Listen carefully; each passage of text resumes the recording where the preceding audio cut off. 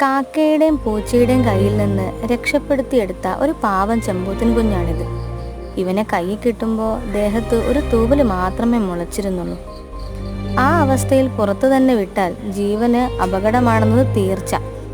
അതുകൊണ്ട് തന്നെ ഇപ്പം അവന് വേണ്ടത് നല്ല സംരക്ഷണമാണ്, അതോടൊപ്പം നല്ല ഭക്ഷണവും.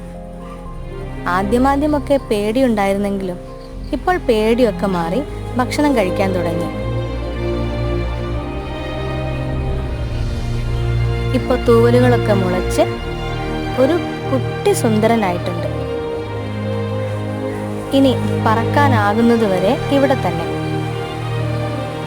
ഈ വിശാലമായ ആകാശം അവനും കൂടി ഉള്ളതാണല്ലോ. അതുവരേക്കും ഇവിടെ പൂർണ്ണ സുരക്ഷിതമായിരിക്കും. പറക്കാനാവുന്നവരെ ഇവൻ എൻ്റെ സ്വന്തം.